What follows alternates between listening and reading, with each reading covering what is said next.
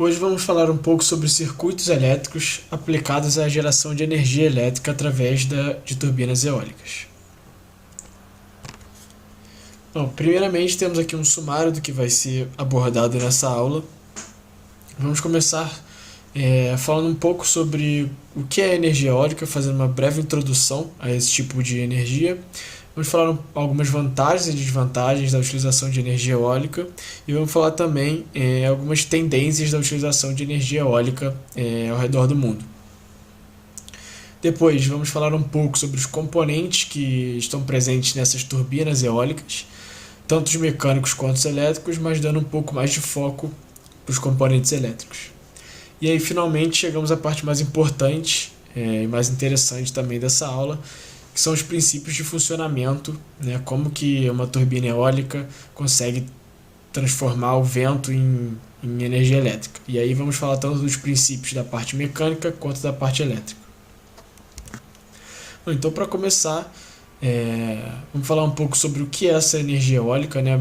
Provavelmente todo mundo já viu essas turbinas eólicas, como essa aqui do GIF, gigantescas em algum lugar, pode ficar tanto em terra quanto offshore, né, no mar. Mas o que essas turbinas fazem? O que é energia eólica? Então, basicamente, a energia eólica ela consiste no aproveitamento da energia cinética do vento, né, no movimento do vento, para gerar energia elétrica. E isso é feito através da rotação das pás da turbina, como vocês podem ver no GIF, que é conectada a um gerador. Vou falar algumas vantagens e desvantagens da utilização de energia eólica. Bom, a principal vantagem é que, como todo mundo sabe, a energia eólica é uma energia limpa, né? Ou seja, ela não gera resíduos e ela também não emite gases poluentes, o que é uma vantagem essencial para uma energia ser visada para ser utilizada no futuro. Além disso, ela é uma fonte de energia renovável, ou seja, ela é inesgotável. Então, isso é muito importante também para os novos tipos de energia que estão sendo buscadas ao redor do mundo. E, apesar dela ter um custo um pouco mais alto na instalação, o custo ao longo da vida da turbina não é tão alto, porque ela não exige muita manutenção. Vamos falar algumas desvantagens agora. Esse tipo de energia, né, a geração de energia elétrica através de energia eólica, ela pode não possuir, e provavelmente não vai possuir, uma produção de energia constante. Por quê? Apesar dessas turbinas serem construídas em locais estudados, que tem uma movimentação de massa de ar boa para se construir uma turbina eólica, e apesar do estudo desses diversos fatores, a quantidade de energia a ser produzida vai depender do vento, e o vento ele não vai ser constante sempre. Então, em períodos que a quantidade de vento for menor, essa quantidade de energia produzida também vai ser menor. Além disso, também tem o impacto visual e sonoro dos parques eólicos, né? Porque impacto visual, uma vez que você consegue ver de longe essas grandes turbinas, e sonoro porque a movimentação das pás causa um barulho bem alto. E a terceira desvantagem é que ela pode afetar a fauna, causando... Vai ter alguns acidentes com pássaros, né, nessas turbinas, como também a mudança de rotas de voo de pássaros. Bom, agora a gente vai falar um pouco sobre as tendências do uso de energia eólica através de todo o mundo, né? Esse gráfico à direita, ele mostra que desde 1981 até 2019, qual é a capacidade total instalada de produção de energia elétrica através de turbinas eólicas no mundo, em megawatts. Você vê que o crescimento dela é praticamente exponencial aqui, e isso significa que muito provavelmente no futuro a energia eólica vai ser uma das energias mais utilizadas ao redor do mundo. Bom, falando finalmente aqui um pouco dos componentes dessa turbina eólica, vamos começar pelos componentes mecânicos, mas a gente vai dar mais ênfase nos componentes elétricos. Falando um pouco dos componentes mecânicos, o primeiro deles é a pá da turbina. Vocês podem ver na imagem. As pás elas são feitas de uma forma aerodinâmica, né, para aproveitar o movimento do vento, normalmente de materiais leves e resistentes. O segundo componente aqui é o rotor, né, que ele também é conhecido como nariz da turbina, por causa da forma dele, como vocês podem ver aqui na imagem. e ele é composto basicamente de um cubo e das pás. Esse cubo ele é responsável pela fixação das pás na turbina. E aí a gente vem para o nacelle, que é toda essa parte aqui de trás, que é responsável por abrigar aí, né, alguns itens, tanto mecânicos quanto elétricos, como por exemplo a caixa de transmissão e o gerador. Tá? E temos também a torre, que é a estrutura responsável por sustentar todos esses outros componentes. Como esses componentes funcionam vai ser falado no último item, o item mais interessante da apresentação, que é o princípio de funcionamento dessa turbina.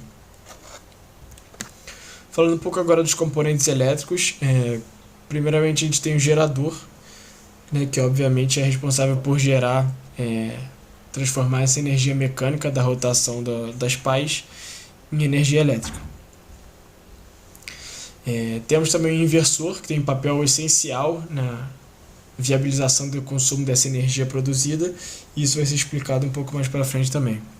Temos o anemômetro, que é um dos componentes extremamente responsáveis por manter a eficiência da turbina mais alta possível. E temos a bateria e os controladores de carga, que são aplicáveis apenas em alguns casos. Agora a gente vai falar um pouco dos princípios de funcionamento. Começando pela parte mecânica. Como vocês podem ver, aqui tem um GIF que demonstra bem como o movimento do vento faz com que as pás girem, né? E assim se começa todo esse processo de geração de energia. A rotação dessas pás ela acontece com o movimento do vento, e essas pás estão diretamente conectadas a um rotor. Esse rotor ele acompanha a rotação das pás. E aí muitos poderiam imaginar que essa rotação do rotor ela é passada diretamente para o gerador, que transformaria em energia elétrica, mas na verdade a rotação que sai do rotor ela não é autossuficiente para gerar uma energia elétrica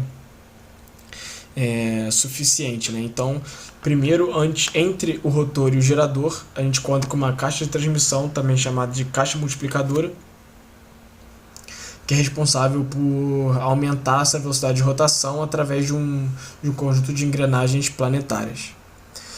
Como vocês podem ver aqui no GIF, tem a rotação das pás, que são conectadas ao rotor, que é conectado à caixa de transmissão, que é conectada, por sua vez, no gerador. Indo agora para a parte elétrica, já sabemos, né, que a rotação sai da pá, vem para o rotor, depois passa pela caixa de transmissão e finalmente chega no gerador. E o gerador, por sua vez, ele é responsável, né, por converter essa energia mecânica em energia elétrica. E aí, após isso, né, a gente vai entender por que o inversor ele é tão importante nesse processo, por que ele, como eu falei antes, ele é responsável por viabilizar o consumo dessa energia que sai da turbina. Bom, a corrente elétrica que sai do gerador ela é uma corrente contínua, e nós sabemos que a corrente que é utilizada para consumo é uma corrente alternada. Então, caso a gente não tivesse um inversor, né, que faz esse trabalho de converter a corrente contínua em corrente alternada, o consumo de energia não seria possível. A gente tem aqui um gifzinho que demonstra basicamente como que é feita essa transformação de corrente contínua em corrente alternada, só para ilustrar. E aí você deve estar pensando, beleza, mas já passou pelo gerador, já passou pelo inversor, como que essa energia chega nas casas?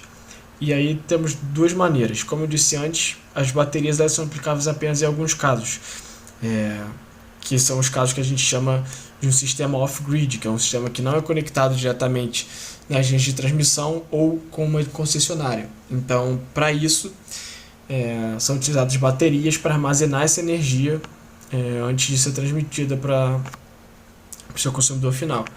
Além disso, caso o sistema seja on-grid, né, que a gente chama que quando o sistema ele é diretamente conectado com a concessionária ou diretamente conectado à linha de transmissão, não tem necessidade da utilização de baterias. E aí a gente chega no anemômetro, né, que foi falado anteriormente, que é um dos componentes que tem maior responsabilidade na manutenção da eficiência da turbina. Então, por que isso acontece? Qual que é o papel do anemômetro? O anemômetro ele é um sensor e ele é responsável por medir a velocidade e a direção do vento. Como vocês estão vendo aqui nesse GIF, conforme venta, ele vai gerando e gera dados sobre essa velocidade e direção do vento. E por que esses dados são tão importantes para a eficiência da turbina? Porque depois que esses dados são gerados, eles são lidos por um sistema de controle, que também foi citado como um componente elétrico da turbina.